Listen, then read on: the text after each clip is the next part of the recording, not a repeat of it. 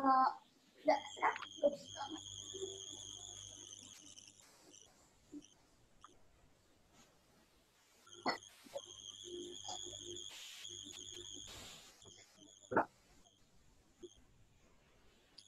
Bismillahirrahmanirrahim.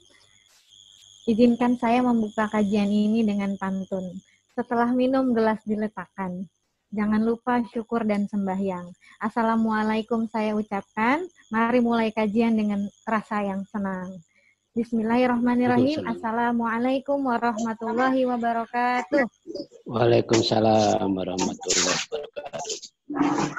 Alhamdulillah, nahmadu wa nasta'inu wa nastaghfiru wa na'udzubillahi min syururi anfusina wa min sayyiati a'malina. May yahdihillahu fala mudhillalah wa may yudhlil fala hadiyalah. Alhamdulillah di Ramadan ke-18 kali ini kita bersama-sama berjumpa di kajian online Bakri Amanah dengan tema pentingnya menentukan tujuan pengasuhan dalam keluarga bersama Bunda yang tidak asing lagi ya, dengan Bu Eli Risman, dan dimoderatori oleh Bunda yang tidak asing lagi juga insya Allah. Beliau adalah Ibu Yuwanita Rohali.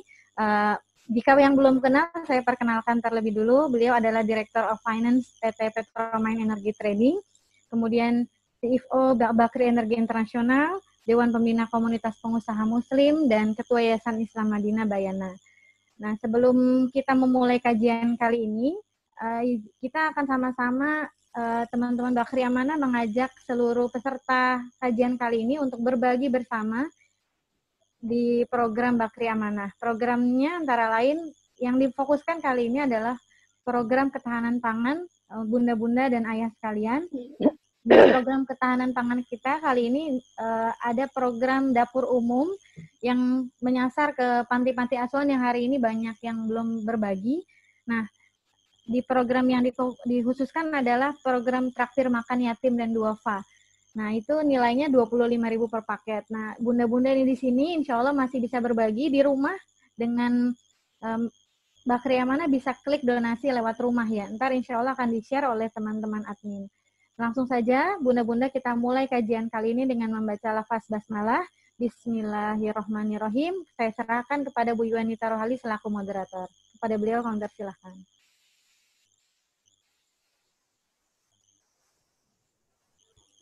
Saya masih. Bismillahirrahmanirrahim. Wassalatu wassalamu ala Rasulillah wa ala alihi wasahbihi ajma'in, amma ba'd. Ibu Eli Risman yang semoga Allah rahmati dan Allah berkahi, para peserta kolak pagi ini dan para pengurus Yayasan Bakri Amanah yang saya cintai karena Allah. Assalamualaikum warahmatullahi wabarakatuh. Segala puji kita panjatkan kehadirat Allah Subhanahu wa Ta'ala yang telah melimpahkan kita begitu banyak nikmat dan rahmat dan berkah, sehingga hari ini alhamdulillah kita semua sehat ya ibu-ibu. Dan juga salam dan salawat kita panjatkan kepada junjungan kita Rasulullah SAW. Sekarang ini kita sudah hampir 2 bulan berada di rumah. Semoga semuanya tetap sehat jasmani dan juga rohani, terutama kita yang sekarang ini ngeliatnya cuma lo lagi, dan dia lagi. Ya, jadi selain kita berusaha untuk tetap sehat jasmani, kita juga harus tetap menjaga sanity kita supaya kita tidak jadi insane. Nah, salah satunya adalah dengan mengikuti program-program kajian seperti ini, ya, yang mana kita banyak mendapatkan ilmu-ilmu yang bermanfaat. Dan juga kita jadi banyak ketemu orang-orang yang udah lama kita nggak lihat, ya. Nah, alhamdulillah hari ini kita akan belajar banyak dari pakar parenting, siapa lagi kalau bukan Ibu Eli Risman. Ibu, saya ngefans loh, Bu. Anak saya kuliah di sekolah di SMP dan SMA Lab School dan sering banget setiap tahun ketemu Ibu Eli. Tapi jangan ditanya ya, Bu, saya udah praktekin semua atau belum. Dan basically yang saya selalu ingat adalah dari Bu Eli bahwa untuk menjadi orang tua yang baik, kita perlu pembelajaran yang terus-menerus, continuous. Nggak cuma sekali 2 kali ikut parenting Ibu Eli terus merasa cukup ya Bu ya, apalagi nggak ada kuliahnya. Nah, sebelum kita mendengar Ibu Eli memberikan nasihat-nasihatnya, advice-nya, saya mau membacakan sedikit tata tertib ya kegiatan pagi ini. Yang pertama, mohon mic-nya selalu dalam keadaan mute, jadi saya juga minta bantuan dari host. Kemudian mohon disiapkan kertas dan alat tulis, ya, sangat diharapkan untuk mencatat karena banyak yang sangat bermanfaat supaya enggak lupa. Kalau bisa ngetik cepat juga bisa langsung aja di gadget masing-masing. Nanti peserta akan diberi kesempatan untuk bertanya, ya, boleh di chat. Nanti saya akan bacakan pertanyaannya dan mohon mengikuti hingga akhir program ini karena program ini sangat bagus dan jangan diikuti dengan separuh-separuh aja. Ya, baik, untuk tidak berlama waktu, mari kita sama-sama dengarkan pemaparan dari Ibu Arisman. Monggo Ibu. Baik, terima kasih Mbak Yonita. Bapak Ibu yang saya hormati, perwakilan kelompok usaha Bakri dan audiens yang berbahagia. Assalamualaikum warahmatullahi wabarakatuh. Waalaikumsalam. Alhamdulillahirabbil alamin. Alhamdulillahilladzi hadana li hadza wa ma kunna linahtadiya laula an hadana Allah. Allahumma shalli ala sayidina Muhammad wa ala ali Muhammad wa man sanna bi sunnati ajma'in. Bapak Ibu yang berbahagia, masih puasa kan ya? Sedih banget sih ya, udah 18 hari berlalu, berarti jumlah yang tersisa lebih sedikit daripada yang sudah kita lalui. Nah, apa kabar nih Bapak Ibu? COVID-19 ini ngejebak kita begitu rupa ya, tapi siapa yang mau, ya kan? Cuman kalau kita lihat dari sisi itunya, dari sisi kita jadi harus terpaksa tidak bisa kemana-mana, blok-blok di rumah, ya.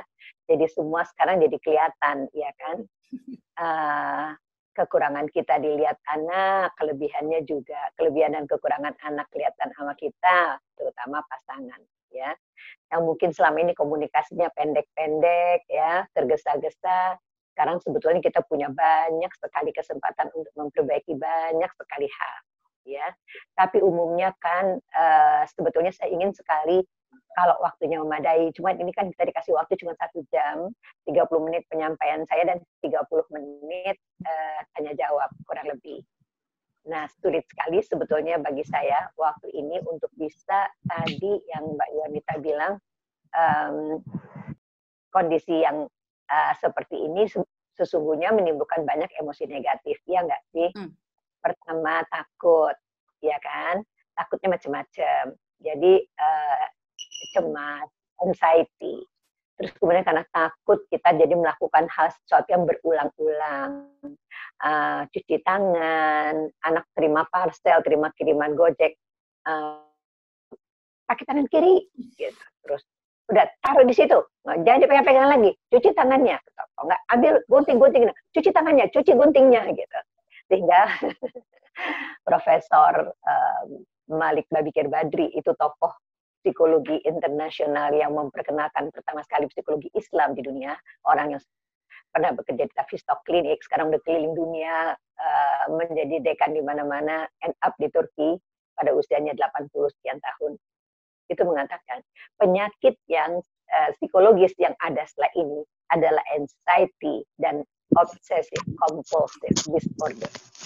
Nah, jadi sekarang beliau dari minggu yang 10 hari yang lalu udah menghimbau psikolog dunia untuk mulai melakukan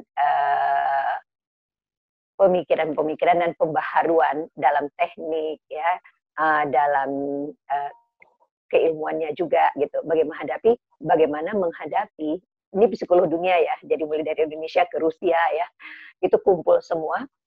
Beliau menghimbau bagaimana kita nanti harus menghadapi kami ini yang diberi Allah sedikit ilmu menghadapi the next gangguan psikologis yang akan datang. Minimal berupa 2 macam jenis itu. Nah, sebetulnya gitu, yang diuji Allah kan bukan kita aja ya, yang diuji Allah kan seluruh Indonesia, seluruh dunia, seluruh negara lepas dari warna kulit, ya. Dan Allah telah mengatakan juga di dalam surat Al-Ankabut ayat 3 bahwa Allah telah menguji orang-orang sebelum kita. Dan di Al-Baqarah 155 Allah mengatakan bahwa sungguh kami akan berikan cobaan kepada kalian berupa sedikit ketakutan. Ini dia ya, takut, cemas tentang berbagai hal, ujung-ujungnya kan takut mati, ya. kelaparan. Ya kita sih nggak kelaparan banget, makanya Bakri Amanah membuat program ini untuk berbagi-bagi dari kita yang mampu kepada saudara-saudara kita, kekurangan harta, ya banyak teman-teman kita sekarang ini PKK dan sebagainya ya, kekurangan jiwa, tadi udah disebutkan berupa ketakutan dan sebagainya, dan buah-buahannya mungkin sedikit terbatas. Tapi kita kan nggak ada apa-apanya dibandingin Nabi Yunus di dalam perut ikan ya. Nabi Nuh di dalam perahu 200 hari. Kita masih tidur di tempat tidur kita masih segala macam lah kalau mau keluar pakai mobil kita. Cuman memang tas yang mahal-mahal nggak kemana dipakai lagi, baju yang keren-keren juga ya. Jadi, tapi juga jangan dasteran terus, karena kan berkantor di rumah. Cucu saya protes, daster lagi, dia bilang gitu. Jadi saya dan anak saya berganti pakaian karena supaya dia nggak bosen. Dia juga sekali-sekali pakai seragam sekolah di rumahnya. Baiklah teman-teman, nah waktu sebentar, ketakutan kita terhadap mati itu, kalau kita yang beriman kan sesuatu yang tidak sebetulnya bisa dihindari ya dari diri kita, karena sesuatu yang bernyawa tidak akan mati, melainkan dengan izin Allah. Bahwa orang-orang saudara-saudara kita, dokter, perawat yang sudah berpulang, itu kan memang udah ajalnya udah sampai, gitu ya. Dan yang paling penting buat kita di sini kaitannya dengan top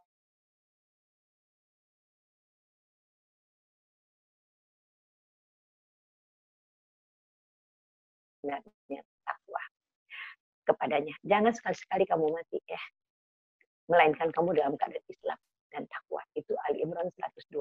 Nah, jadi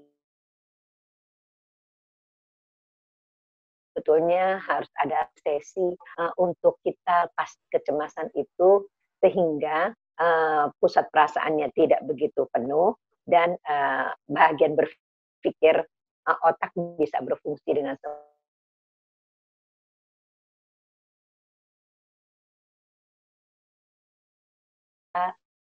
dan saya paham benar karena kebetulan anak kami yang sulung memutuskan untuk pulang ke Indonesia. Kalau nggak ketiga-tiga mereka berada di luar dan kami sudah tua,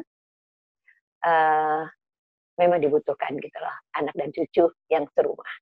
Nah pulanglah anak saya sehingga kami punya 3 cucu di rumah sekarang ini. Seperti juga teman-teman kan, yang SD pulang, yang SMP pulang, yang SMA pulang, ya mungkin barangkali selama ini mereka di boarding. Jadi kelihatan banget, tetapi gitu, yang paling penting adalah kita kedikte sekolah, ya enggak? Ya, misalnya cucu saya yang di sini maupun yang di Singapura itu sampai jam 3 berganti-ganti gitu lah mata pelajarannya. Jadi tetap aja sih. Nah, cuman sekarang kan kita jadi guru. Itu pelajaran kita nggak kena. Itu bukan profesi kita selama ini. Kita break ya selama 8 jam kalau anak di rumah, bahkan 10 jam sehari. Bayanginlah gitu.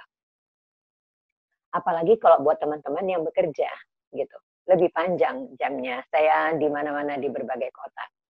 30 kota lebih menabulasi sebetulnya buat teman-teman yang bekerja, berapa menit teman-teman punya waktu di pagi hari.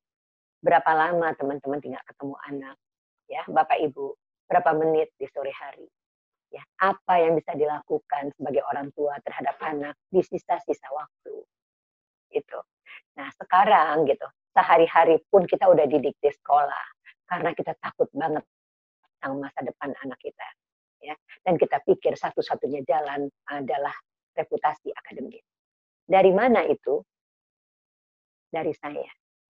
Jadi kalau Bapak Ibu sekarang ini berusia 50, kalau boleh nih ya, Anda masih anak saya 69. Jadi saya kawin umur 18, hamil 17, hamil umur 18, melahirkan Anda pada umur 19, sekarang Anda 50. Kalau Anda 51 ya kawinnya saya lebih muda. Nah, boleh nggak sementara saya menjadi ibunya sebentar? Untuk sekarang menunjukkan gitu loh. Dari mana sih semua ini terjadi? Kenapa sih nggak sengaja kita itu lebih memprioritaskan gitu loh, reputasi akademis, keberhasilan akademis, bukan masalah ketakwaan. Jadi begitu sekarang kita takut sama mati, ya, jadi kayaknya dan cemas dan sebagainya itu jadi sangat terasa bertumpuk-tumpuk. Sebetulnya emosi itu karena hanya kita di rumah saja kah? Atau memang emosi itu udah ada sebelumnya? Dari mana? Ya. Dari dulu kan. Dari mana? Dari pengasuhan kan. Siapa?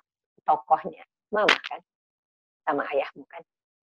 Begitu juga lah, saya ambil satu hal saja. Begini, saya ingin menjelaskan begini. Jadi, nak, mama dan ayah ini kan angkatan kedua setelah merdeka. Pada saat dulu, waktu kalian kecil, ya, hidup kita sangat susah. Bapak Ibu sekalian, saya tinggal di daerah Sawah Besar. Jadi itu kalau ditarik garis lurus dari Istana Negara ke rumah saya, nggak nyampe 1 kilo. Begitulah, ya. Tapi dulu, nak, ya kalau saya boleh panggil nak nih, izinkan. Itu mau beli sembako, antri mengular begini, ya, sembako, sudah. Kemudian baju seragam sekampung, kalau nggak kotak-kotak garis-garis, terus boleh polkadot. Nah, sekolah susah, orang lulus SMA jarang, apalagi perguruan tinggi, jumlah perguruan tinggi itu sendiri juga terbatas. Jadi apa yang mama sama ayah lakukan terhadap kalian?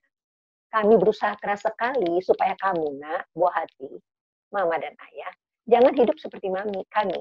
Kalian bisa sekolah lebih tinggi, ya, jangan seperti mama. Terus kemudian kalian jadi bisa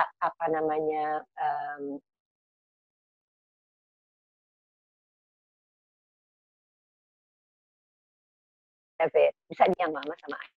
Jadi kami lecutlah kamu, nak, ya. Udah nggak usah pegang itu, udah biarin mama aja. Nah, itu tuh cepetan. PR-nya udah apa belum?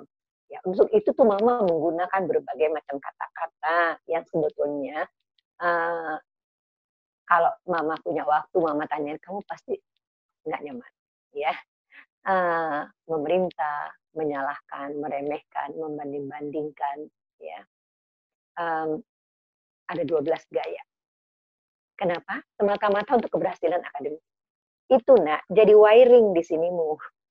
Ya, menghubungkan satu dengan satunya sinaps di otakmu sangat tebal karena berbelas atau berpuluh tahun, dan itu tidak sengaja kamu lakukan sekarang terhadap cucu mama, ya kan? Termasuklah tadi reputasi akademis itu. Kadang-kadang membangunkan anak takut kalau dia telat sekolah, bukan karena takut dia nggak salat subuh. Begitu rupalah pagi mata pelajaran, sepanjang hari nggak ketemu, sore mata pelajaran juga, ya. Kalau misalnya ibu-ibu tidak bekerja pun, kan ibu-ibu nggak ada. Ya kan? Me time. Kadang-kadang me time-nya pakai seragam lagi. Ya kan? Nah, itu yang kadang-kadang terlalu banyak untuk kepentingan me time itu.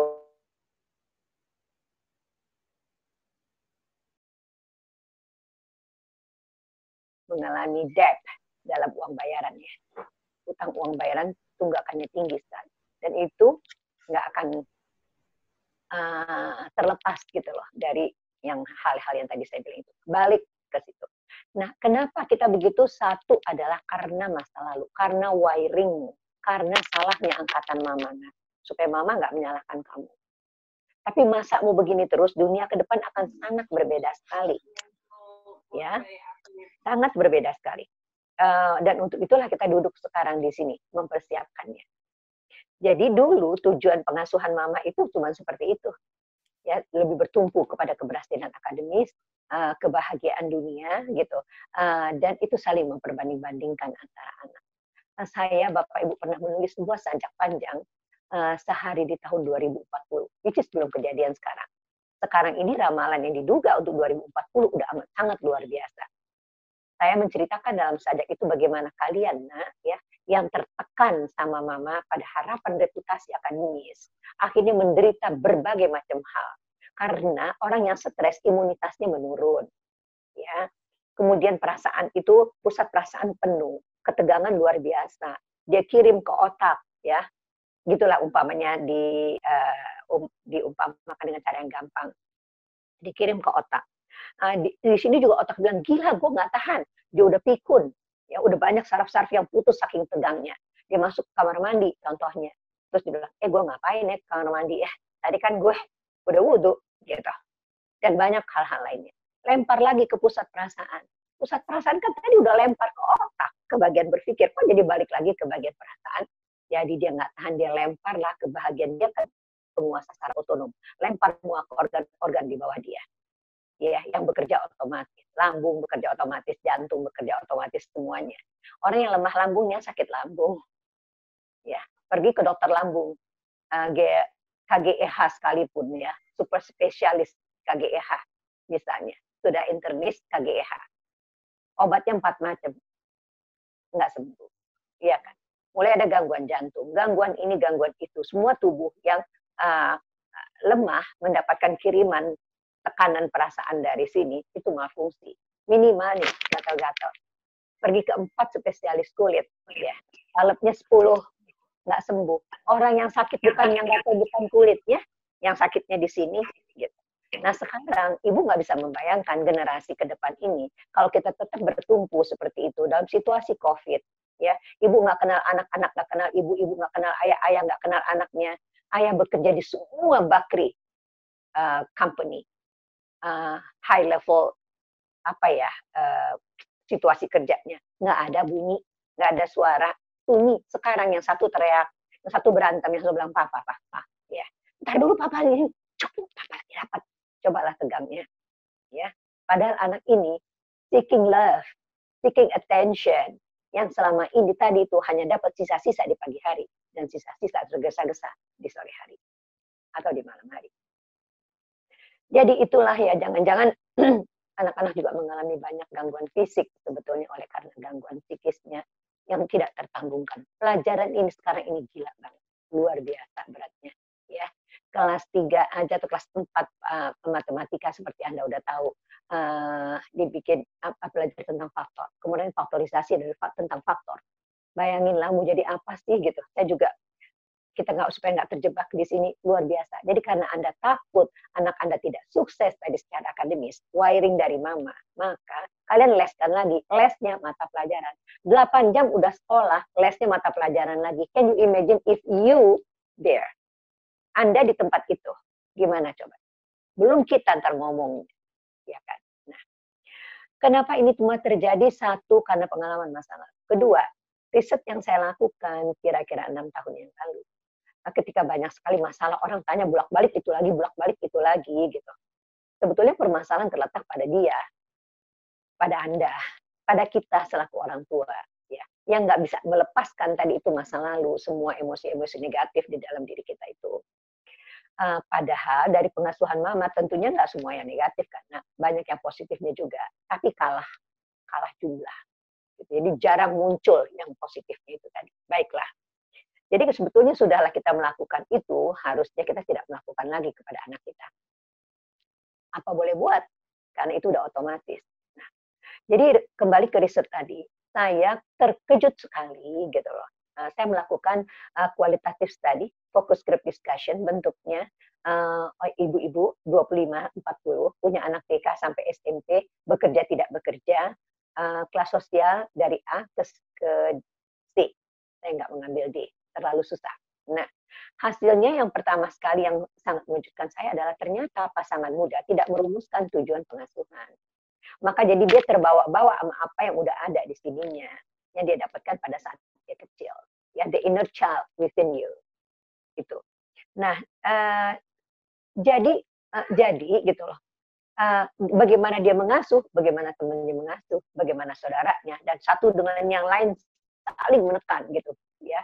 Parents pressure, ini luar biasa. Saya ambil contoh ya, biar gampang ya. Mbak Nita, kita dialog sebentar boleh ya, Mbak? Boleh. Oke. Mbak Nita, kita anaknya sekolahnya bareng satu sekolah. Ya, anggap aja lah Mbak, bukan satu. Anak saya 2, anak Mbak Nita 2. Biar cepet ya. Waktunya terbatas. Jadi, anak-anak kita ini camping, Mbak. Oke. Nah, camping. Terus, kita kesepian. Orang kita biasanya, kita ibu rumah tangga. Yang setiap hari duduk gitu. Terus kemudian, antar anak terus pulang, terus dari situ terus jemput anak lagi. Yang kayak gitu lah. Ya, in between me time lah gitu. Oke. Jadi, ini kan saya jadi kosong nih. Saya bingung mau ngapain. Itu udah. Gitu. Terus saya ngeliat hordeng keluar gitu. Gila, mendung gitu. Saya kepikiran macam-macam. Aduh, kalau hujan bagaimana ya anak saya? Aduh, kalau disuruh masak supermi, kalau superminya mentah dia sakit perut. Ya ilah, kemarin kenapa jadi bawa baju tidur cuma satu ya? Kenapa nggak dikasih serep ya? Semua tuh berkecamuk tuh. Bisa berasa nggak Mbak Nita? Khawatir. Ya, semua pokoknya segala macam. Khawatir baju tidurnya ini tuh khawatir matresnya terlalu tipis, masuk angin, kemudian nanti makannya nggak bagus dan bla bla bla bla. Terus Mbak Nita, saya telepon saya nih begitu. Saya telepon Mbak Nita, gimana Nit gitu. Terus udah ngomong-ngomong ini, lo gimana sih rasanya, sepi banget gak sih gitu, kayak bolong gitu kan ya, ya gue juga gitu. Terus akhirnya lo tau gak sih Nit, lo lihat keluar deh, mendung tahu gitu. Terus Mbak Nita lihat keluar. Terus Mbak Nita mulai nggak ikut-ikutan saya mentransfer cemas, Mbak Nita mulai nggak ikut-ikutan nggak jadi cemas? Ikut. Terus ujung-ujungnya kita ngapain Mbak Nita? Kalau aku buru-buru nelfon guru, nanyain anaknya gimana. Iya. Terus akhirnya kan kita nggak percaya kan Mbak Nita, takut-takut dibagus-bagusin gitu informasinya. Akhirnya kita sepakat pergi nengok, ya nggak sih, biar cepat aja nih. Oke.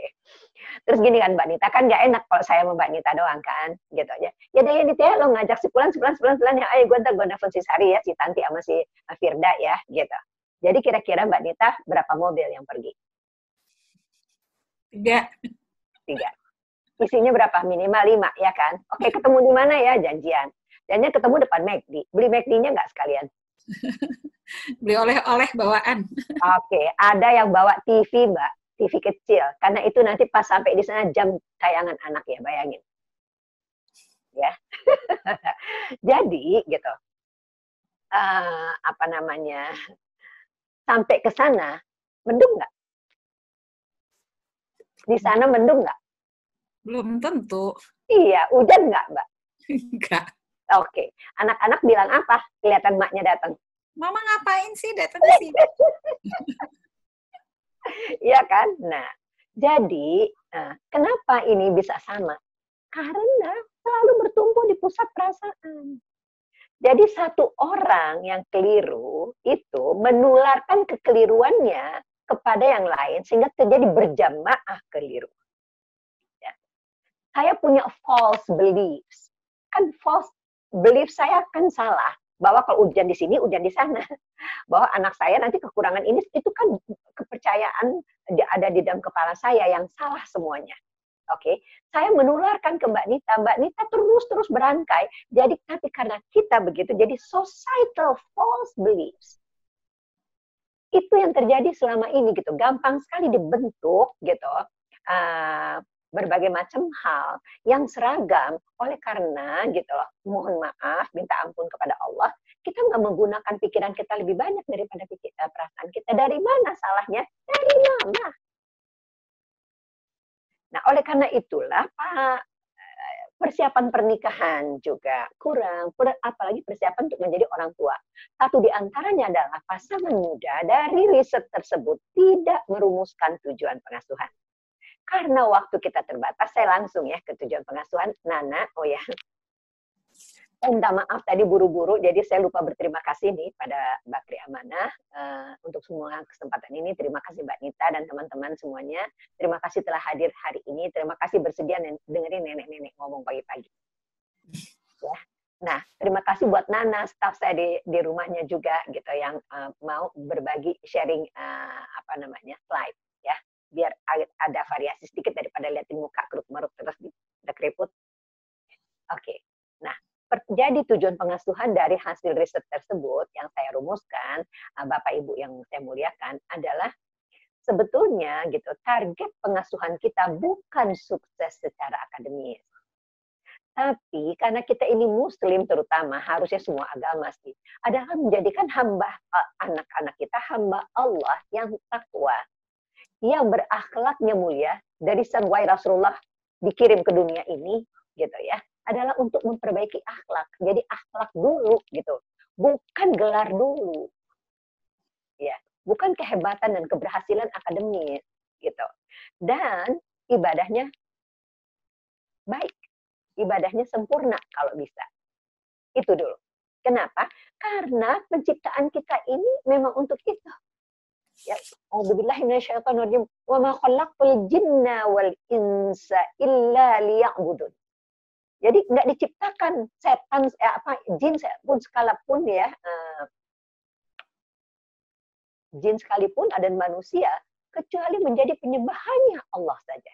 Pertanyaan saya, ini aja sudah tercipta belum pada anak kita? Dia hanya menyembah Allah saja.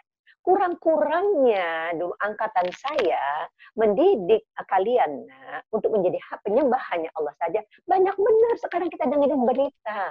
Orang menyembah manusia untuk jabatan. Iya kan? Berkata hari ini A, besok B, lusa C.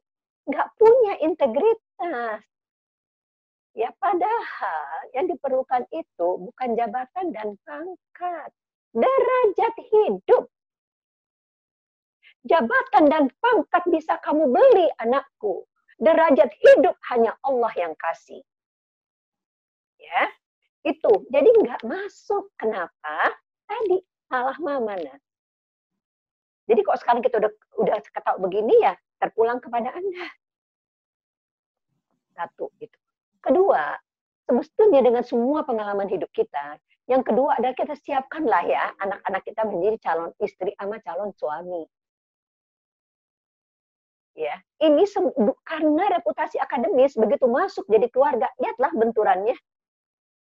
Lihatlah tanggung jawabnya. Sekarang banyak sekali saya udah bertemu sampai minggu ini, saya perkirakan sekitar 3.000 orang selama Ramadan ini. Semuanya mengeluh begitu. Ya, kecemasan selama ini tidak bisa bekerja sama dengan pasangan gitu. Nah, dulu tuh gimana ya komitmennya gitu. Jadi siapkan anak kita supaya tidak menjadi istri seperti kita dan tidak menjadi suami seperti kita. Sebetulnya tuntunan Al-Qur'an itu seperti apa? Oke. Yang ketiga, siapkan menjadi calon ayah dan ibu. Jangan-jangan kita memenuhi anak kita secara materi, tapi kita tidak memberikan dia cinta, kasih sayang, perhatian, dan itu nggak bisa dibayar dengan benda. Apalagi karena kita tergesa-gesa, hidup tergesa-gesa, ya. Kita nggak menularkan itu, kita menularkan stres, gangguan fungsi organ tubuh, organ dalam tubuh. Oke. Nah, yang keempat baru profesional yang Anda pilih sekolahnya. Ya. Kalau ini bicara tentang sekolah, aduh ini satu topik sendiri lagi, luar biasa. Ya, karena itu kaitannya dengan tadi ini memanjakan itu rumah wifi, ya. TV berlangganan, IndiHome ataukah First Media and others, inilah ya, anak bisa mengakses apa? Handphone canggih di tangan, games tersedia, Anda sedang melakukan apa? Merusak fungsi otak depan, penyusutan 4,4%, lo punya duit berapa miliar? Bisa nggak balikin tuh otak? Jadi reputasi akademis ini nih, yang menjadi untuk dia menjadi professional entrepreneur, nanti saya akan bahas di bagian bouncing ya. Nah, jadi itu teman-teman. Pertanyaan saya sampai di sini, ya, gelar depan belakang yang panjang, ada pengaruhnya nggak di tempat tidur? Mbak Nita? Enggak. Iya. Jadi kenapa? Cuma itu doang yang dikejar. Dia bahkan tidak berpengaruh di tempat tidur. Jadi ke depan, bukan hanya pilih menantu dengan gelar yang panjang di depan belakang, pilih besan. Dia ngegedein anaknya bagaimana? Punya tujuan pengasuhan apa enggak? Kalau cuma target pengasuhannya, gelar ke gelar, and make their children white collar, kayaknya rethinking deh, reconsider. Ya, karena ternyata gelar tidak berpengaruh, ini berpengaruh dalam pengasuhan anak sehari-hari. Oke. Nah, yang kelima adalah anak-anak kita harusnya kita jadikan pendidik, terutama anak laki-laki. Anak perempuan 4 aja cukup. Ya, kalau dia mendapatkan suami yang terdidik menjadi suami. Nah, sekarang pendidikan anak laki-laki kita kacau balau. Ya, teman-teman harus tahu benar bahwa 7 tahun teman-teman, anak laki-laki perlu ayahnya untuk diidentifikasi. Anak perempuan perlu ibunya untuk diidentifikasi. Mereka tidak pernah ada. Ya, tadi semua fasilitas tersedia. Oke, jadi anak kita mudah sekali menjadi bukan gendernya dia. Jadi inilah sebetulnya anak laki-laki harus menjadi pendidik istrinya, anak perempuan juga menjadi pendidik anaknya dan menjadi pendidik keluarganya. Lalu anak laki-laki harus menjadi penanggung jawab keluarga. Kenapa? Kalau kita sakit, ayah bunda, ya, bukan anak perempuan yang bertanggung jawab, anak laki-laki. Oke, maka semua bank account-nya dia itu bisa diakses oleh ibunya. Makanya kita mesti didik anak perempuan kita untuk mengerti bahwa sebetulnya penghasilan dari suaminya itu hak pertama adalah hak ibunya. Itu. Dan kalau dia anak perempuan kita mau berbakti, dia berbakti ke ibu mertuanya, tidak perlu harus sama dengan ibunya. Kan dia berbakti kepada ibu mertuanya adalah karena dia untuk berbakti kepada suaminya. Jadi ini dan gitu loh. Penanggung jawab keluarga ini adalah apa anak laki-laki Anda usia berapa ya? Kalau sekarang ini gara-gara COVID atau tidak gara-gara COVID, kita dipanggil sama Allah. Anak laki-laki kita itu udah bisa belum jadi imam sholat jenazah? Bagaimana? Kalau yang dikejar itu adalah reputasi akademik. Dan yang terakhir yang saya sarankan dari hasil riset saya ini adalah khairun nas anfa'uhum linnas. Ya, orang yang bermanfaat bagi orang banyak. Itu dari riset saya. Sebetulnya di dalam Al-Quran, kalau kita lihat ya, walaupun ini sejarah turunnya ayat ini adalah karena salah seorang perempuan datang kepada Rasulullah dan mengatakan, ya kenapa Rasulullah ya, isi Quran itu laki-laki saja. Tapi kita bicara tujuan pengasuhan, ya, kita bisa merefer ke surat Al-Ahzab ayat 35 ini. Kata Allah, kita harus menjadikan anak-anak kita muslim, ya, muslim dan muslim, laki-laki dan wanita yang muslim, laki-laki wanita yang mukmin. Ya, yang mengakui di dalam itu kebenaran tentang ini Allah. Laki-laki dan perempuan yang tetap dalam ketaatannya. Nah, coba lihat sekarang, jadikan ini target untuk mengevaluasi masing-masing anak. Mumpung kita lagi tumplek-blek di rumah. Jadi kita nggak hanya takut, cemas, OCD dengan binatang kecil, sekian nanometer, kemudian tidak tampak pada mata, tidak terdengar oleh telinga, tidak bisa dirasakan oleh hati. Kita luput untuk memperhatikan anak-anak kita, ya, di mana kelebihannya, di mana kekurangannya. Dia sudah muslim belum? Sudah mukmin belum? Sudah tetap dalam ketaatannya belum? Anak yang berkata dan berbuat selalu benarkah? Ya, yang sabarkah dalam ujian seperti sekarang ini misalnya nggak dapat makanan apa yang diinginkan dan sebagainya? Yang khusyukkah ketika dia beribadah? Sudah sampai kepada tahap itu apa belum? Yang gampang bersedekah seperti ibu bapaknya, yang berpuasa, yang memelihara kehormatannya. Ini kaitannya tadi dengan ketersediaan gadget. Akses ke teknologi, apalagi nanti udah ke 5G. Mereka ini adalah super millennials, generasi Z, ya Z. Ini luar biasa masalah kehormatan ini, ya.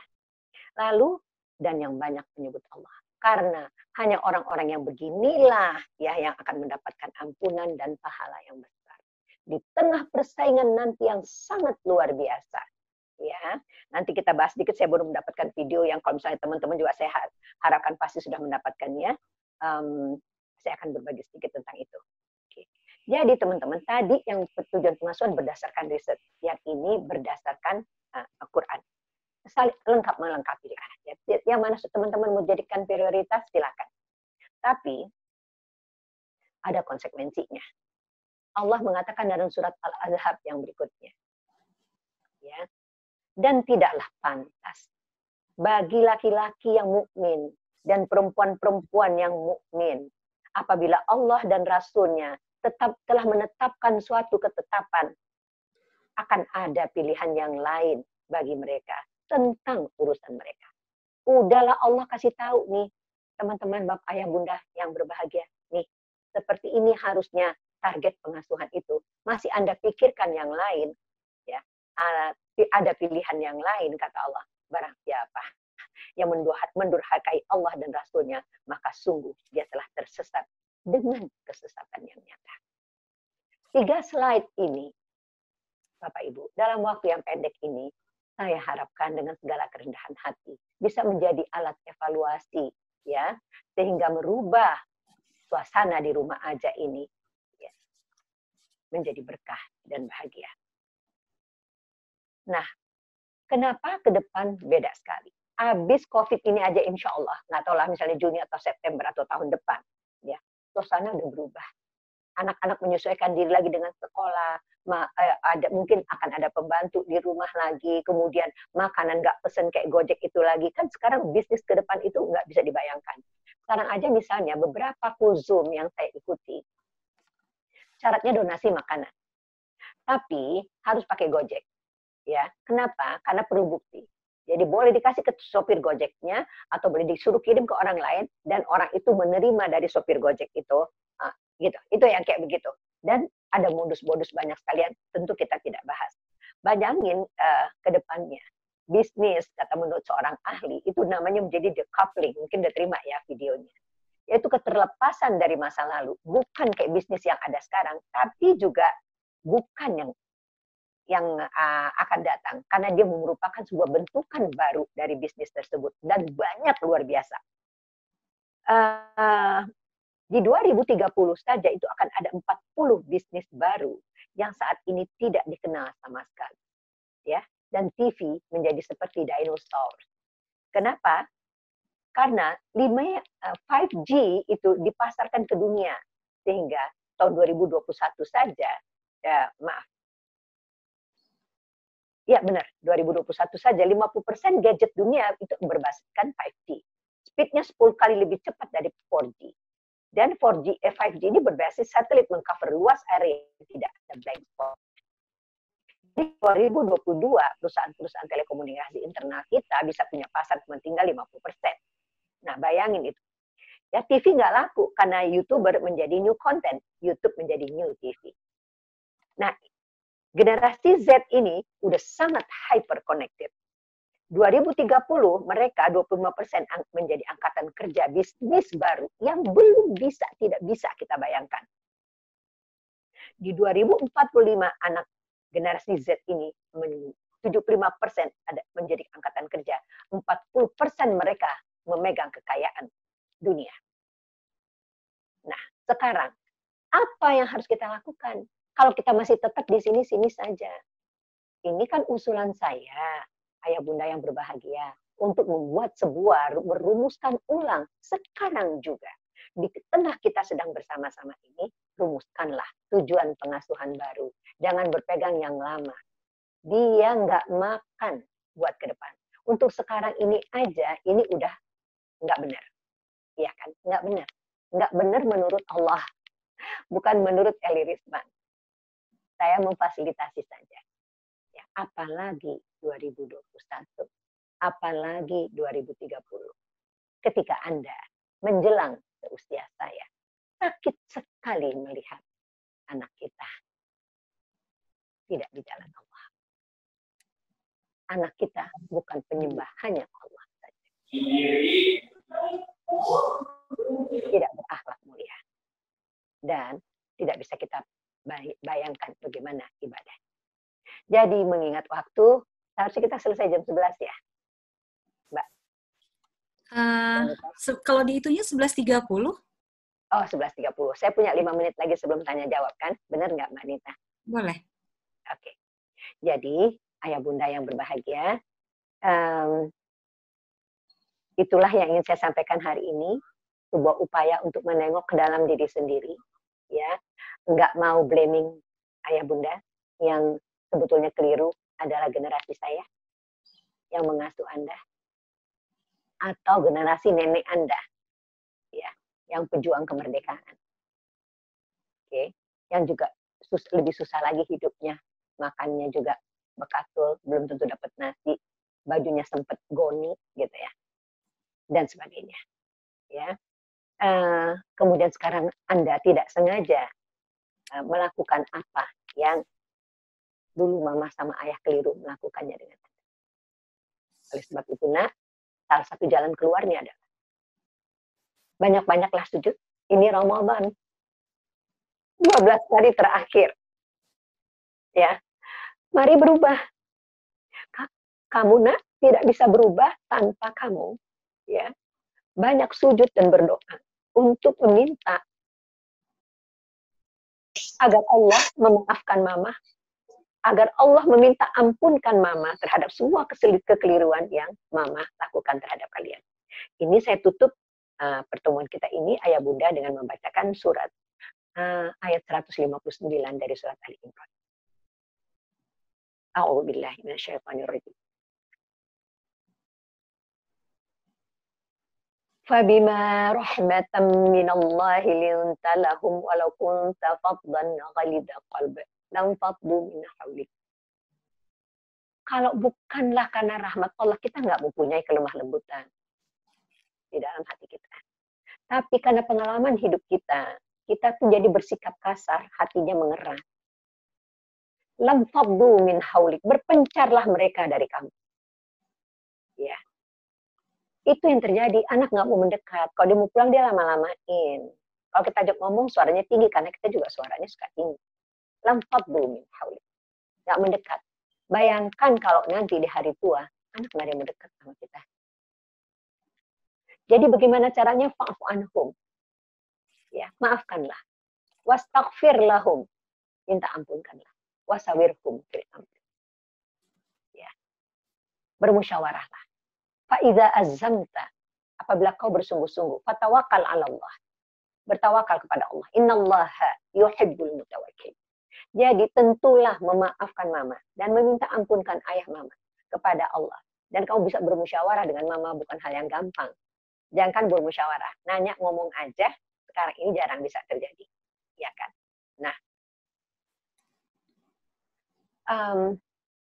tapi nak, jalannya adalah minta kepada Allah. Bersungguh-sungguhlah. Fa'idza azamta, kalau engkau bersungguh-sungguh mau memaafkan mama dan memaafkan ayahmu. Dan bertawakal kepada Allah, minta kepada Allah. Innallaha yuhibbul mutawakkilin. Allah itu akan menyayangi orang-orang yang bertawakal. Jadi kira-kira akan terkabulkan tidak? Ya, akan terkabulkan. Jadi lepaskanlah nak semua yang lalu, ya. Dengan level mama kamu udah selesai, tapi dengan level anakmu kamu lakukan juga. Kamu minta maafkan buah hati mamana, kamu berdua kepada anakmu. Satu-satu. Panggil mereka, ceritakan apa yang terjadi. Minta maaf, ya. Dan perbaikilah selama ini, selama COVID ini, selama kita masih di rumah saja, lockdown bersama ini, which is nggak pernah terjadi kan selama hidup. Ya kan, saya 69 tahun, saya nggak pernah lockdown. Libur lebaran, kita masih bersama, tapi kan berpisah-pisah juga. Antara anak ketemu temannya, kita ketemu siapa. Ya. Libur sekolah, apalagi Bapak Ibu yang bekerja. Bapak Ibu tetap pergi bekerja, anak-anak di rumah. Kapan kita begini? Inilah. Jangan-jangan satu-satunya kesempatan sebelum kita semua menutup mata. Entah siapa yang duluan di antara kita. Di dalam keluarga kita juga entah siapa yang duluan. Marilah kita selesaikan. Ada kesempatan untuk merumuskan ulang tujuan pengasuhan. Ya, dan mempraktekkannya. Minta maaf. Ya, minta ampunkan. Sehingga terjadilah jalinan hubungan kasih sayang dan kekerabatan yang lebih baik daripada apa yang kita miliki selama ini. Tinggalkanlah masa lalu menjadi masa lalu. Kita mulai dari Ramadan ini ke depan hari-hari yang lebih akrab, ya, lebih dekat dan lebih bahagia. Billahi taufiq wal hidayah. Assalamualaikum warahmatullahi wabarakatuh. Waalaikumsalam warahmatullahi wabarakatuh. Masya Allah, jazakillah khair Ibu Eli. Insight-nya walaupun dalam waktu yang pendek, poin-poinnya sangat jelas. Semoga tadi pada take notes ya. Ini mohon maaf, chatnya tadi ada problem, kata host. Kalau yang ingin bertanya bisa raise hand, nanti saya lihat nanti akan dibuka mic-nya. Baik. Silahkan raise hand. Tapi kalau gitu berarti kayaknya harus di-on-in videonya mungkin ya? Karena ini nggak banyak yang ada di screen saya.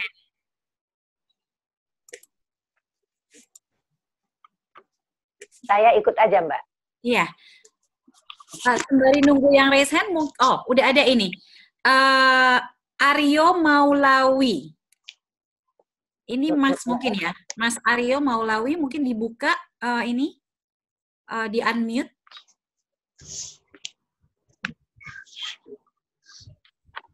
Tolong host untuk untuk Aryo Maulawi untuk ya silakan. Bismillah. Assalamualaikum warahmatullahi wabarakatuh. Saya Retno. Nama atas nama kami. Iya, tadi itu nama pakai akun anak saya, Bunda. Insya Allah. Iya, siapa Mbak namanya? Retno, Bunda. Retno, Mbak, ya. Bagaimana Mbak Retno? Saya tertarik dengan tujuan pengasuhan dalam Al-Quran yang Bunda sampaikan. Dan Alhamdulillah sebagian juga sudah kami laksanakan di rumah.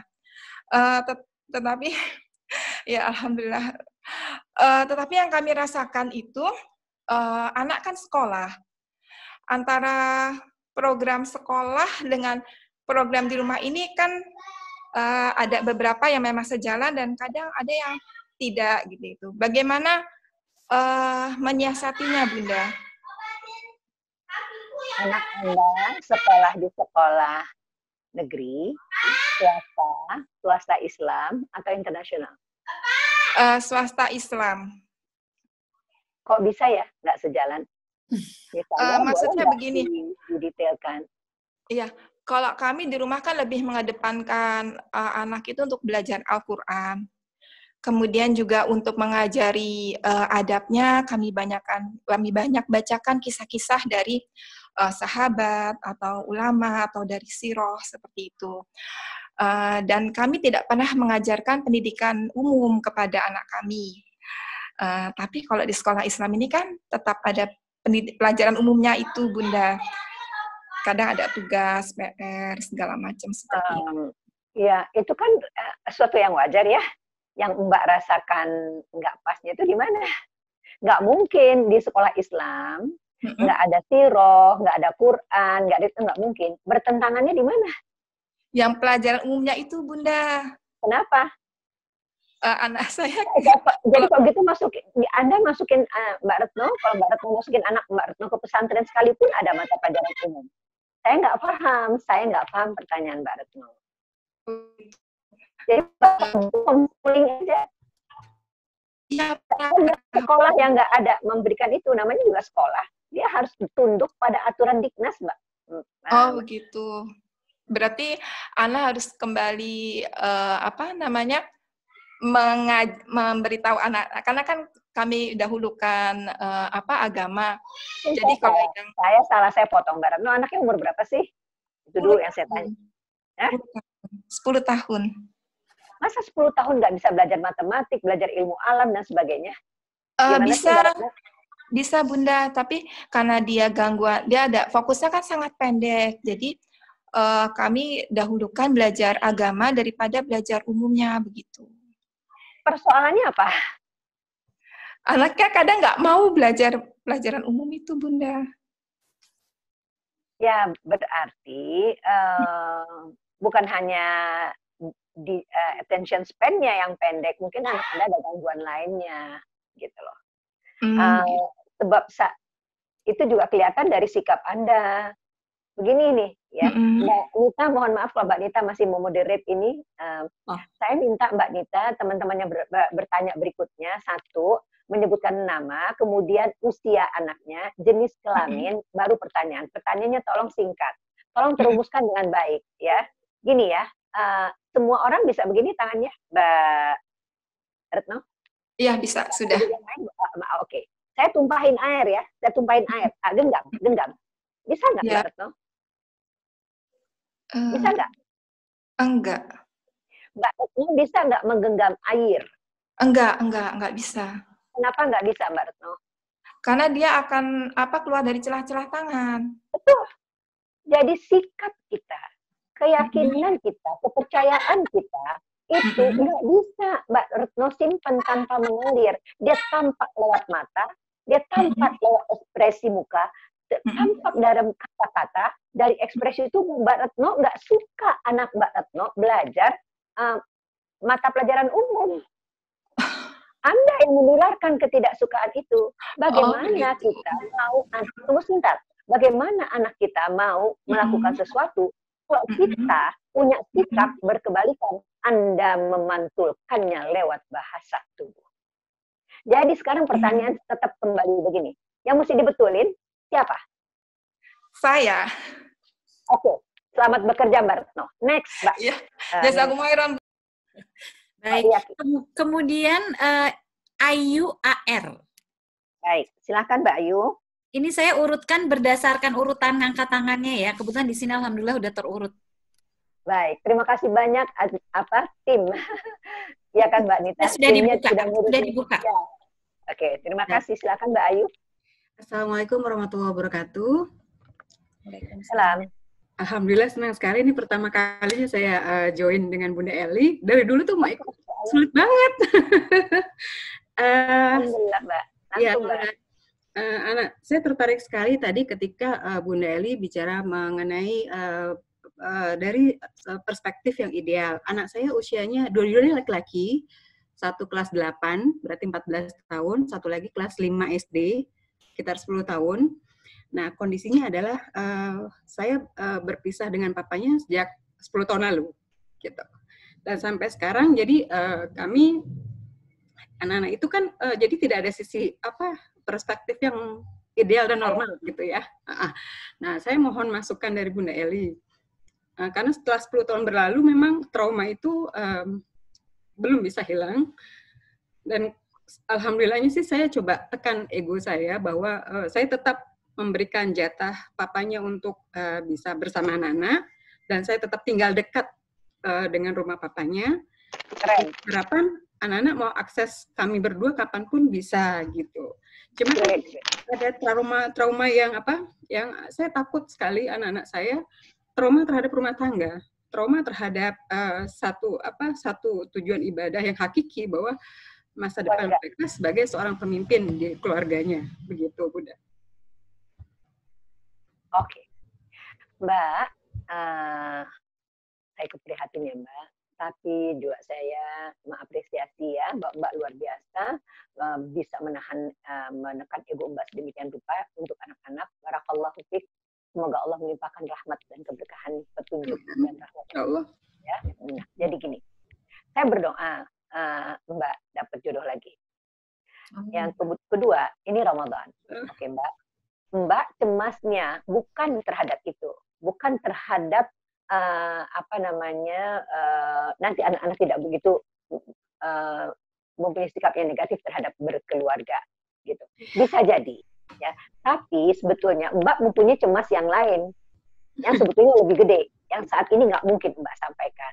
Nah, Mbak harusnya mencari seseorang atau menggunakan teknik yang tadi saya itu, sholat malam, minta Allah mengampunkan dan memaafkan apa-apa yang sudah lalu. Mbak buang semuanya, dari sini, Mbak cabut, buang semuanya. Terus lakukan itu sehingga Mbak kasih dulu skala perasaannya. Cemas misalnya, di angka berapa? 0 sangat tidak cemas, 10 sangat cemas. Gitu ya, di angka berapa? Terus Mbak punya emosi negatif apalagi dulu. Mbak harus memerdekakan diri Mbak dulu dari semua emosi negatif itu, baru bisa clearly berpikir tentang anak-anak. 1, 2. Ya, baik. Mbak kan masih bisa berkomunikasi dengan ayahnya kan? Kebetulan agak sulit kalau hal-hal yang serius, Bunda. Ya, Mbak jangan ngomongin apa-apa kecuali tentang anak-anak. Oh iya. Oh iya. Anak mestinya bisa Mbak, karena kan dia juga perhatian nampaknya kan, walaupun tidak sepenuhnya, katakanlah. Jadi Mbak bilang, saya khawatir tentang ini, tentang anak-anak kita. Menurut kamu kita harus melakukan apa ya? Saya harus melakukan apa? Jadi Mbak memelihara hubungan itu tadi, Mbak tingkatkan sedikit untuk berbicara tentang kemaslahatan jiwa, cara berpikir, cara memandang kehidupan. 2, 3. Mbak nanti akan Mbak bentuk sendiri sekarang sifat-sifat yang untuk menjadi seorang ayah. Gitu, Mbak, nggak mungkin saya jelaskan sekarang, Mbak, waktu kita sangat pendek. Mbak orang pintar, Mbak bikin list aja, seorang ayah itu harus bertanggung jawab, harus ini, harus ini. Dia bertanggung jawab terhadap apa? Pakai sepatu sendiri, bukan urusan pembantu. Bisa rapiin kamar sendiri, dari simple things, gitu. Nah, terus kemudian Mbak, yang terakhir adalah tadi, Allah dulu Mbak. Target kita ke depan ini dengan perubahan-perubahan luar biasa tadi. Hamba Allah yang takwa, akhlaknya mulia, ibadahnya sempurna, kemampuan BMM, kemampuan berpikir, kemampuan memilih dan mengambil keputusan, ya. Itu thinking skill, ya, berpikir, memilih, ya, baru decision making. Saya lagi lupa di tengahnya istilahnya. Nenek-nenek gitu, ntar kalau udah tua gitu deh, ya. Baru problem solving. Nah, kemudian teknologi yang benar, bagaimana menggunakan teknologi yang bijak. Itu selamat insya Allah anak kita. Jadi karena mata pelajaran, hafalan segala macam itu, ya dia cukup ini aja, tambahan. gitu. Kalau saya ngatur jadwal pemakaian gadget itu masih wajar ya Bunda? Nggak sangat otoriter, wajar. nggak apa-apa ya? Sangat wajar, tapi gitu. maaf ya Mbak, saya nggak mau nambah tentang gadget. Saya nggak mau nambah pertanyaannya. Oke. Nah, jadi rezeki dari langit. Gitu. Segitu dulu ya Mbak, biar yang lain dapat. Terima kasih. Baik. Sekarang gilirannya Mbak Nani. Oke. Silahkan dibuka.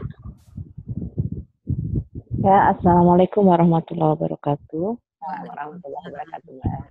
Bu Eli, terima kasih pencerahannya. Saya mau langsung pada fokus pertanyaan. Saya orang tua dengan 3 anak. Anak saya sudah dewasa 25 tahun, 23, dan 17 tahun. Nah, Mbak, maaf, perempuan. Mbak, maaf. Anak saya? Iya. Oh, saya perempuan, Ibu Nani. Bukan, Mbak. Anaknya. Oh, anak saya yang yang pertama. Nani udah jelas perempuan.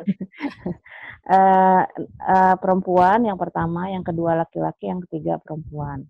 Oke, Mbak. Nah, memang sejak dulu saya mengasuh anak itu ala kadarnya, karena saya backgroundnya juga dari orang tua yang keras ya, Bun ya, keras. Jadi nggak ada pengasuhan segala macam. Nah, di tengah-tengah sudah mengasuh yang ala kadarnya itu, saya baru mendapatkan banyak pencerahan gitu ya, Bun, di tengah-tengah itu. Terus, oh ternyata nggak boleh begini, harus begini, begitu. Saya kepingin banget mengubah itu, tapi catatannya, suami saya bukan tipe pendukung gitu. Jadi dia nggak pernah, hidupnya tuh nggak ada, oh saya harus ini, harus. Jadi saya merasa saya bekerja sendiri untuk mengubah anak saya gitu. Tapi saya berpikir kok kayaknya saya merasa berat, dan saya melihat mengubah anak-anak itu satu hal yang sangat membutuhkan sosok ayah gitu. Jadi kayaknya kalau menurut saya, feeling saya itu kalau nggak ada power dari bapak itu agak berat gitu. Dan apa kenyataannya anak saya itu sudah terbiasa dengan pendidikan yang tidak apa ya, jadi mereka itu ya udah, orang tua tuh nggak boleh ikut campur dengan hidup saya memilih hidup kayak gini gitu loh, ya udah yang penting kan tidak menyusahkan orang tua gitu ya, seperti itu deh. Jadi, tapi saya kepingin nggak seperti itu gitu, saya kepingin lebih dari sisi agama atau sisi yang lain. Nah itu bagaimana caranya gitu dengan kondisi yang suami kurang mendukung, tapi saya kepengen itu, dan anak-anak juga sepertinya nggak mau diubah oleh saya karena udah zona nyaman mungkin gitu ya, Bun ya. Jadi bagaimana? Kan mereka udah dewasa, mereka merasa ya, Mbak. Iya. Sampai saya tuh berpikir begini, Bun. Ya udah ya, kayaknya saya susah nih mengubah anak saya. Saya pengen nanti ketika mereka menikah, saya pengen mereka punya anak begini. Nanti saya kepengen mengajar cucu saya begini. Kepengen suaminya begitu. Apa itu salah, atau saya masih salah. Bisa apa saya masih bisa punya kesempatan mengubah anak saya yang sudah dewasa itu, bagaimana, Bun, gitu? Bisa jawabannya. Oke. Supaya kita harus optimis. Wala ya'asu min rahmatillah. Nah, jangan pernah putus harapan terhadap rahmat Allah ya. Jadi saya kasih kata-kata kuncinya, Mbak ya. 1, bisa. Nggak ada yang mustahil di bawah matahari. Tapi masalahnya adalah itu tadi, Mbak harus tetap terus-terusan ya, teguh gitu. Nah, bersungguh-sungguh.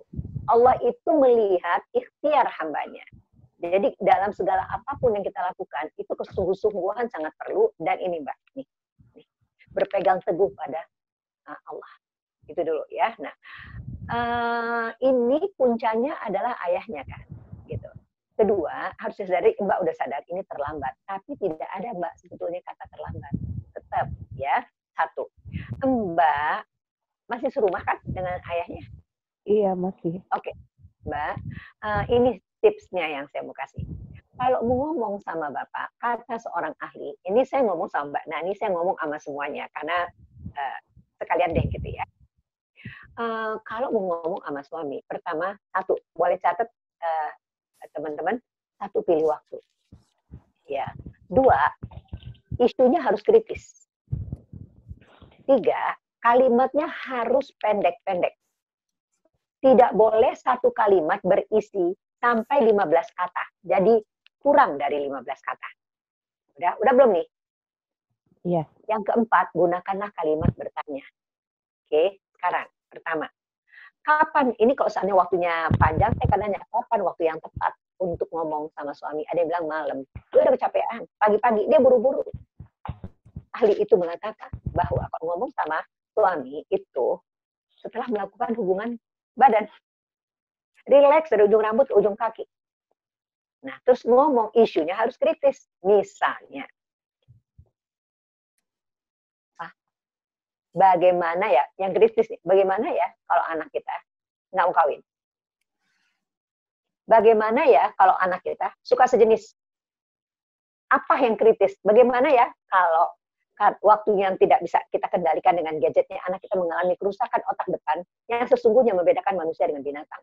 Tapi dipendekin, ayo kita hitung. Pak, bagaimana ya kalau anak kita nggak mau kawin 9? Jadi Mbak dan teman-teman semua, kalau mau ngomong sama Bapak, catat dulu, tulis, hitung 1, 2, 3, 4, gitu. Kalau ngomong kepanjangan, nggak masuk, lewat, nggak diperhatiin. Apalagi isunya nggak kritis, dia tanya apa, kamu perlu uang. Ya, sampai itu dulu. Coba deh Mbak, ubah itu dari situ dulu. Ya, udah, isunya kritis. Kemudian tidak boleh lebih dari 15 kata. Udah kan tadi kita praktekin. Lalu gunakan kalimat bertanya. Mbak Nita, on sebentar boleh nggak Mbak? Kenapa? Mbak Nita, saya pakai ini. Mbak Nita, kita berlatih sebentar menggunakan kalimat bertanya ya Mbak? Boleh. Oke. Mbak Nita, kenapa Mbak Nita hari ini menggunakan jilbab biru? Karena matching sama bajunya, ini abu-abu pink. Abu-abu pink. Oh maaf, saya nggak jelas. Abu-abu pink. Oh iya benar, atasnya abu-abu pink. Matching sama bajunya. Oke, Mbak Nita, kalau seseorang bertanya, ya kita harus menjawab. Oke, untuk menjawab, Mbak Nita ngapain? Waktu saya tanya tadi, Mbak Nita ngapain dulu sebelum menjawab? Memahami pertanyaannya. Ngapain itu? Mikir. Memperhatikan. Iya. Terus Mbak Nita kan sedikit matanya ke bawah. Mbak Nita nengok ke dalam diri Mbak Nita ya. Kenapa sehingga timbul kesadaran diri kenapa Mbak Nita pakai jilbab nuansa biru dan pink. Iya Mbak. Iya. Jadi kita simpulkan kalimat bertanya membuat seseorang lawan bicara kita berpikir. Kedua, dia nengok ke dalam dirinya. Jadi timbul kesadaran diri. Kalau ngomong panjang-panjang, laki-laki yang dibesarkan tidak dengan berbicara dan berdialog oleh ayah ibunya, ya, inilah kekeliruan pengasuhan yang jangan kita sampai lakukan. Anda keliru mengasuh sampai uban tumbuh di kepala seseorang tidak berubah. Sudah beruban kan suami ibu? Iya. Dulu pasti mertua ibu itu nggak banyak omong. Dan ya, mungkin ayah mertua ibu tidak peduli sama pengasuhan. Ya, jadi sampai uban tumbuh di kepala orang itu tidak berubah. Itu kenapa kita harus sangat berhati-hati. Balik lagi ke topik Mbak. Itu dulu. Sampai timbul concernnya, itu saja tidak cukup. Sebelum Mbak berbicara, sholat tahajud, sholat tobat, sholat hajat. Baru ngomong. Dikira gampang, menggugurkan, melembutkan hati dan pikiran, enggak. Kenapa? Sholat tahajud kita tahu semuanya manfaatnya, tapi yang jarang disebut. Sholat tahajud itu memberikan kita kata-kata kita. Qaulan tsaqila. Ya kata-kata yang berat. Jadi kok kata-kata kita tunggu nyampe, misalnya saya mau berharap kata-kata saya hari ini menyentuhlah hatinya Bapak Ibu semua di sini, dari Bakri Amanah, ya, maka saya sholat tahajud, minta sama Allah, ya Allah, saya sholat duha, ya Allah, ini saudaraku, kami dikasih kesempatan bertemu, belum tentu ketemu lagi, teman-teman, saya udah bau tanah,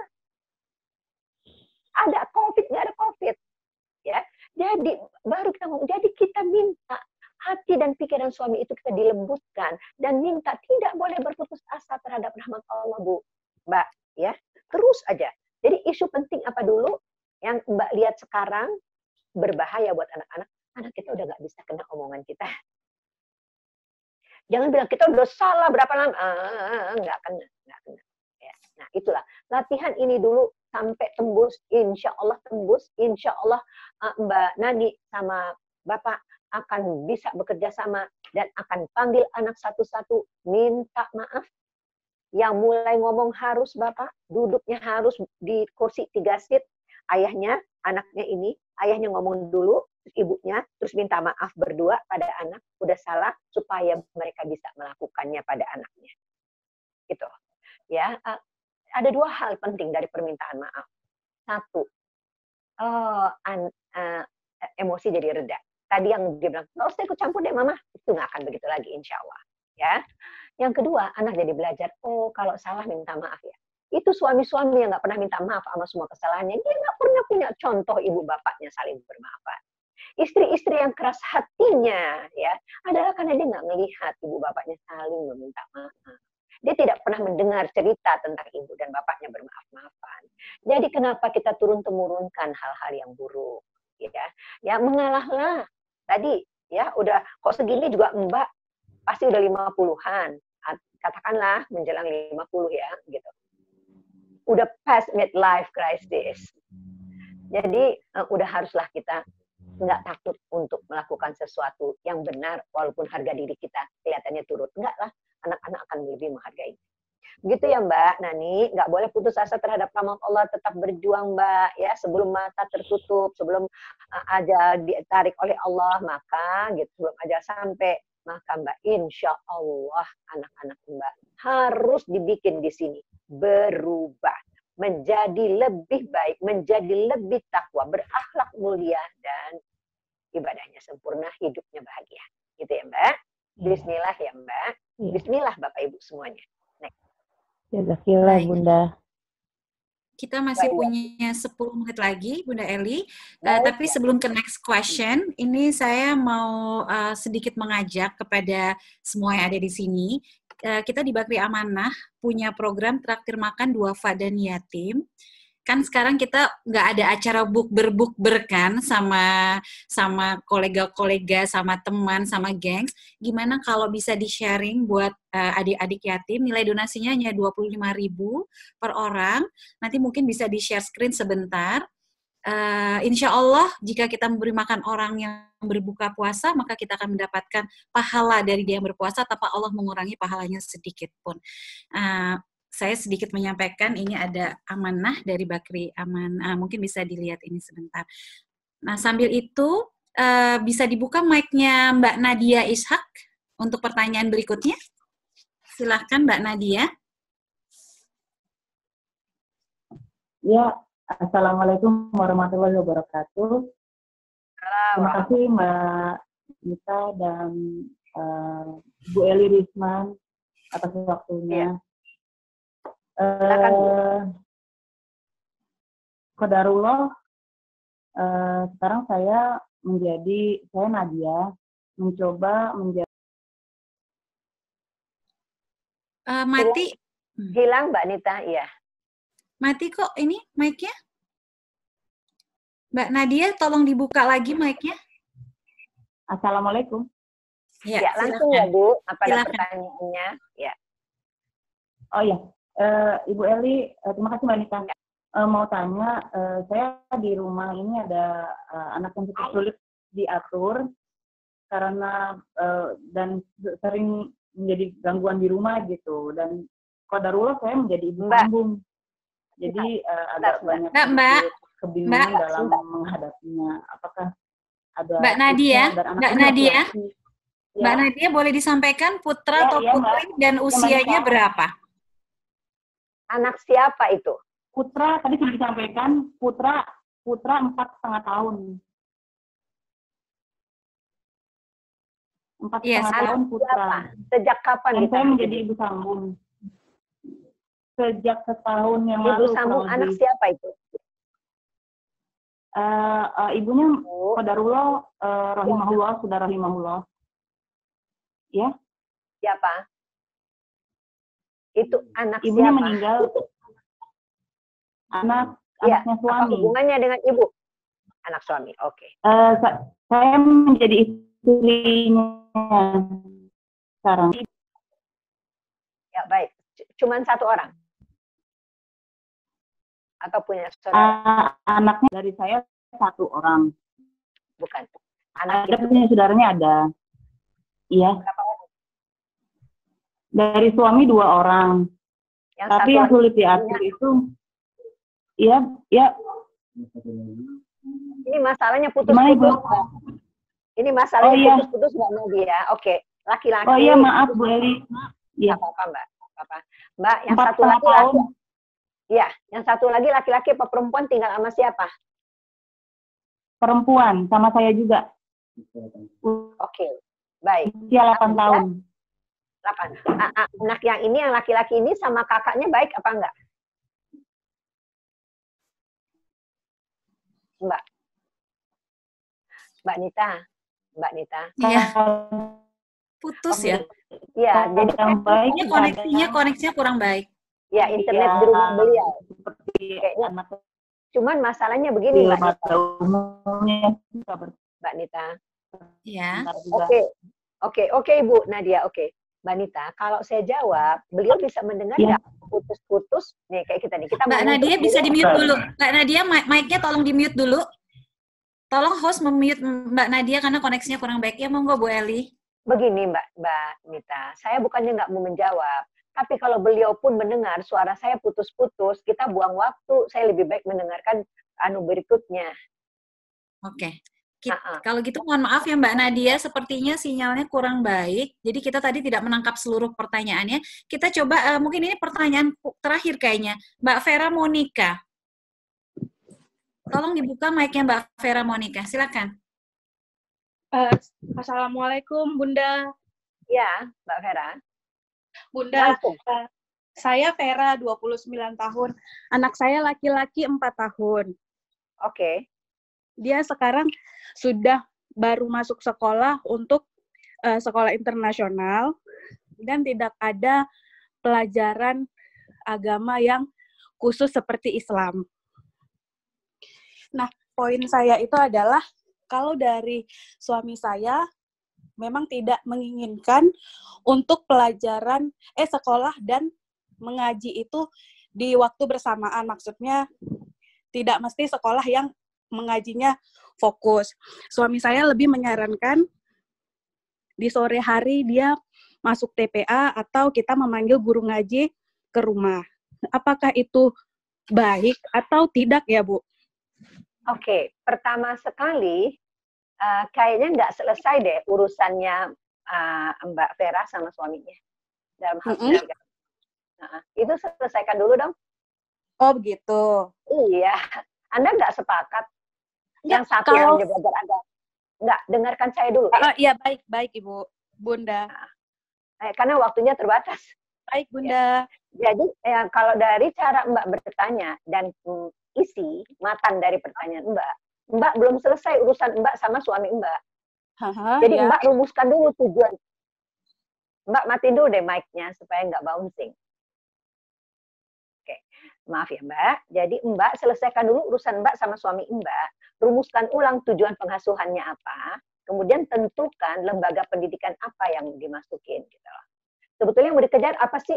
Masuk sekolah internasional. Ya. Karena dampaknya juga nggak sedikit kalau Anda mau anak Anda hanya menjadi internasional. Jadi Anda tuh kayaknya menurut hemat saya gitu, belum selesai merumuskan tujuan pengasuhan. Selesaikan dulu dengan pertemuan hari ini. Baru cari begitu satu. Kedua, agama itu harus diperkenalkan dengan cara menyenangkan. Oke. Kalau pagi udah sekolah, sore dikasih agama, tunggu. Itu berat sekali. Ya, karena berarti Anda menganggap pendidikan itu formal. Ini anak umurnya 4 tahun, pusat-pusat di otaknya saja belum sempurna bersambungan. Anda mau kasih beban segitu? Nah, jadi kenapa? Karena nggak jelas tujuan pengasuhannya. Ini contoh yang paling bagus tidak jelasnya tujuan pengasuhan. Ya, yang paling mendasar lagi adalah, Mbak, yang mendidik agama bukan guru agama. Tapi yang punya sperma, ya, yang dipancarkan oleh Allah, sehingga dia bisa lari lewat rahim, terus ke tuba Fallopi. tahu dia sperma itu belok kiri apa belok kanan. Yang punya sperma itulah yang membuahi sel telur. Yang punya sel telur itulah yang pertama harus memperkenalkan Allah. Bukan sekolah internasional, bukan guru ngaji. Siapa bilang Mbak sama Mas umurnya panjang? Bagaimana kalau pulang sekarang? Atau anak Mbak yang pulang sekarang? Jawab apa di mahkamah hisab Allah? Ini pertanyaan dari Mbak Nadia. Tapi ini jawaban buat semua yang hadir hari ini. Ya. Yang bertanggung jawab mengajarkan agama adalah yang punya sperma dan yang punya sel telur. Dan Anda akan ditanya tentang itu. Ya, bertanggung jawablah. Gitu. Bukan panggil guru ngaji. Masukin sekolah Islam sekalipun al SDIT. Terus kurang panggil guru ngaji ke rumah. Emangnya ditanya siapa guru ngaji? Enggak, Anda. Kalau Anda nggak bisa, Anda lah yang ngaji duluan. Kelihatan kan nggak punya bekal jadi orang tua? Berangkat dengan bekal kosong? Maaf nih ya, bagian akhirnya jadi nggak enak. Ya. Tapi ini di mana-mana. Saya hanya mengingatkan Anda sebagai saudara saya, kita akan dihisab tentang pendidikan anak-anak kita.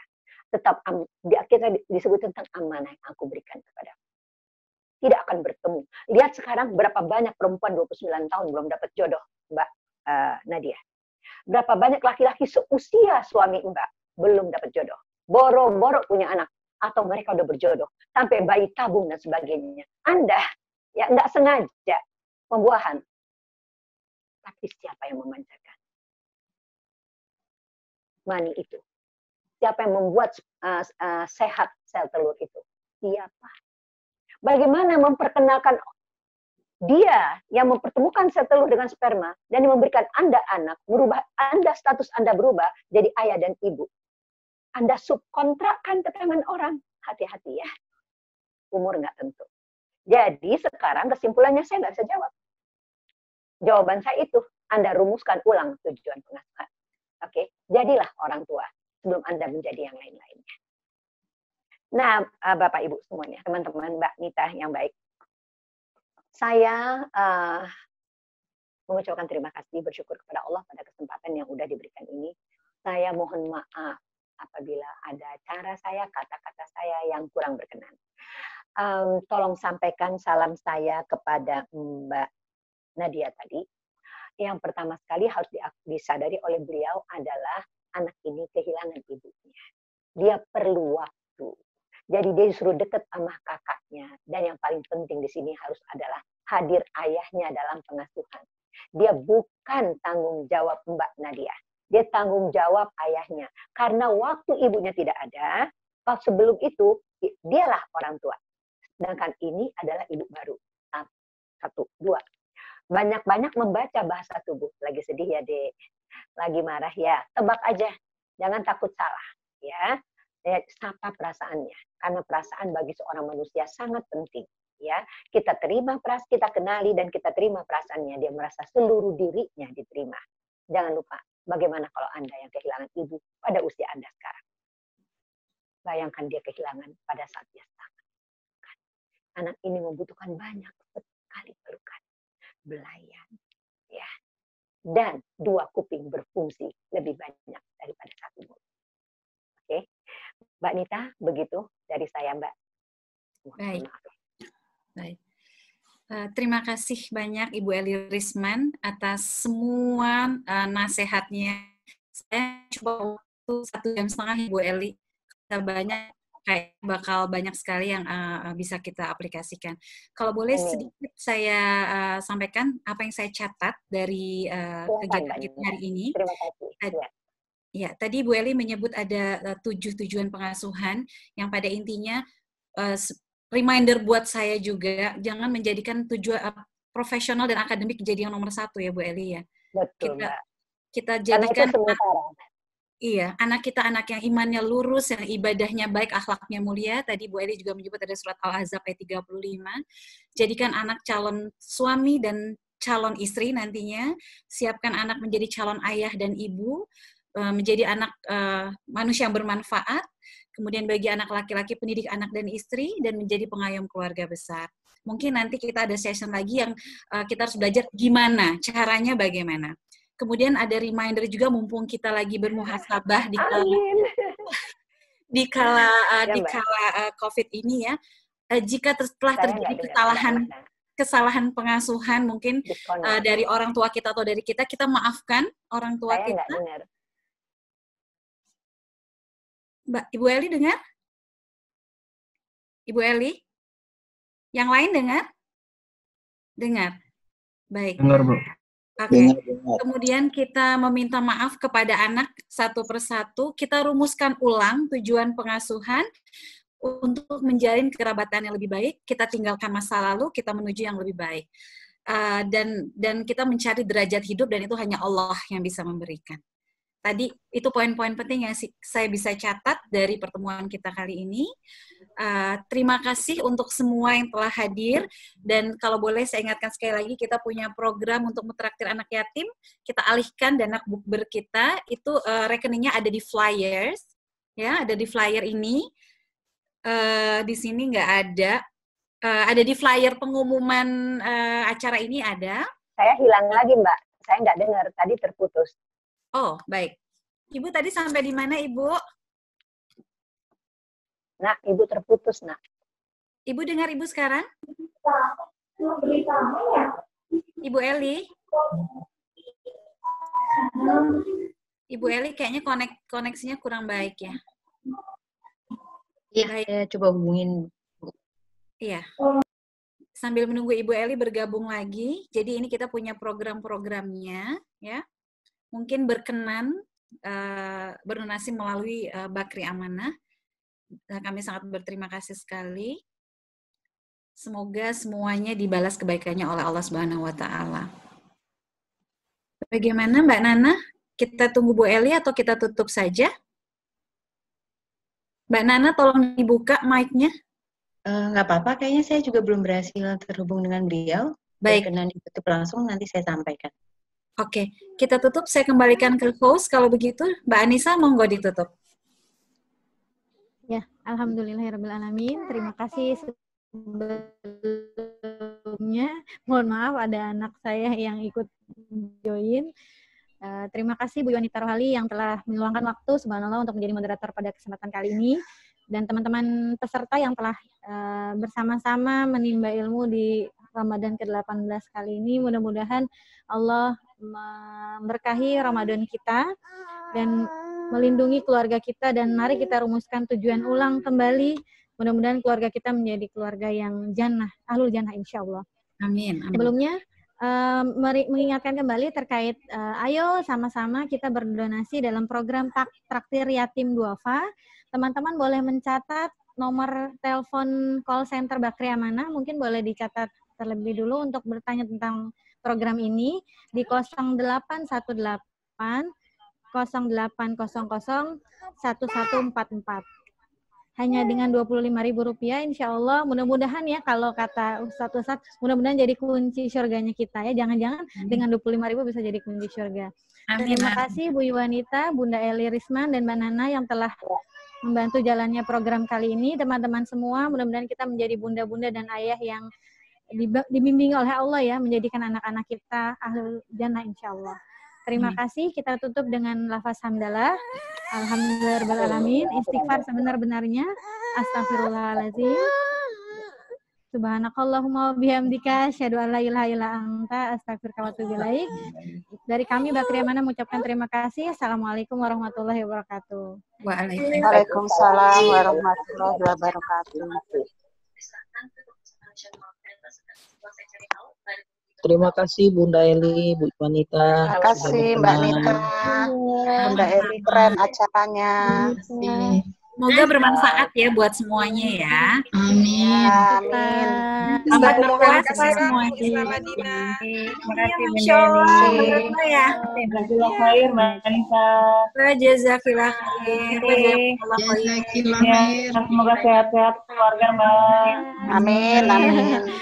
Amin. Pamit ya. Assalamualaikum. Assalamualaikum. Waalaikumsalam. Waalaikumsalam. Waalaikumsalam. Dah.